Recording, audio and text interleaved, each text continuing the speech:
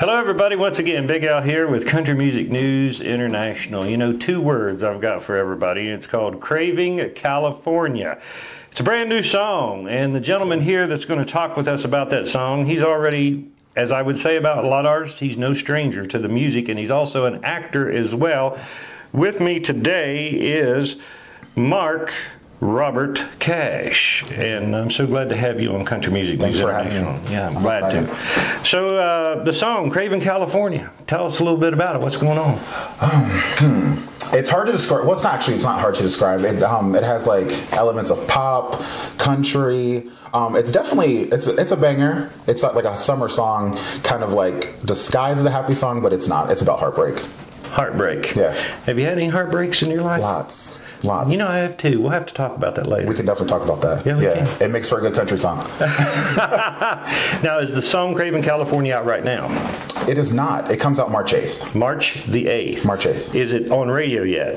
It is not. Okay, so it's actually something brand new that's going to be coming out. Well, it's not brand new. I recorded it during the pandemic.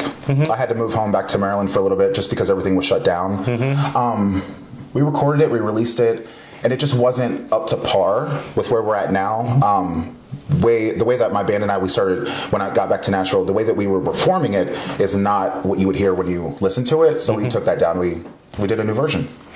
Well, let me ask you this, because I think, you know, acting is important with music, and you starred in one of the most biggest shows that I could ever think of right now, and I just loved every second of it. I got a chance to watch it, and that's the show Nashville.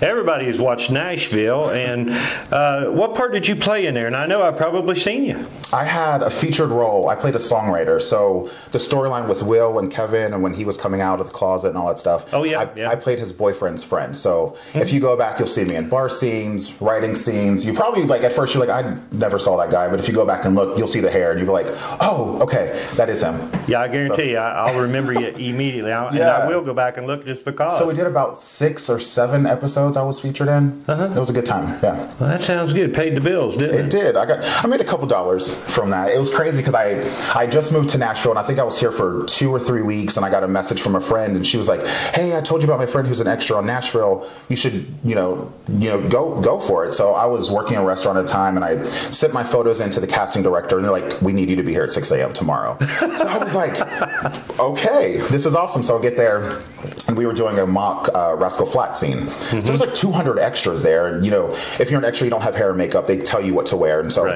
we get there, and they're going down the line of all these people, and they're telling most of the people to go right, and then I go left, and there's like 7 of us on the left side, and I was like, it's my first time. I'm not even going to get casted. They're going to tell me to leave.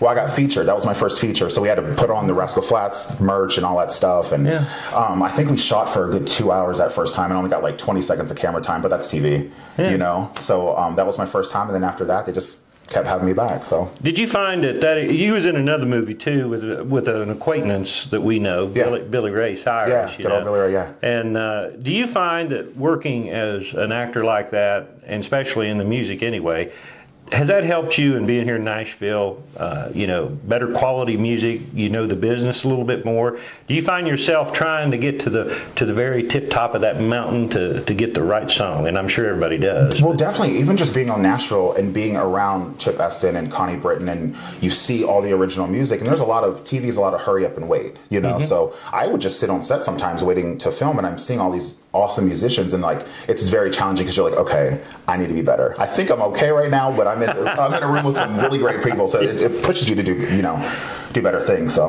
there's one very important question that I did not mention when I introduced this gentleman on. I mean, I've got to know it, and I know everybody out there in Country Music News International that's watching or listening to this, either one's going to want to know. His name's Mark Robert Cash. You any relation to Johnny or something? I wish, but no, I'm not. I wish. I never even got that question until I moved here, because a lot of people, they see my name. A lot of country artists have 3 names, it's just a long name. And they're like, is Cash really your last name? And I thought it was so weird. I'm like, Yeah, and I have show my driver's license to people, and they're like, "You got a good stage name." I was like, "I just got lucky." Like, Cash is my name. Well, who knows? You know, they got the DNA test. Maybe some of these days they'll go back and find you somewhere in Ireland or something, and you were actually I would love it. deep in. Who knows? I should check that out. Yeah, you know, you can probably get a lot of money on that too. But no, we won't talk about that. So, Craven, California, is going to be coming out the 24th.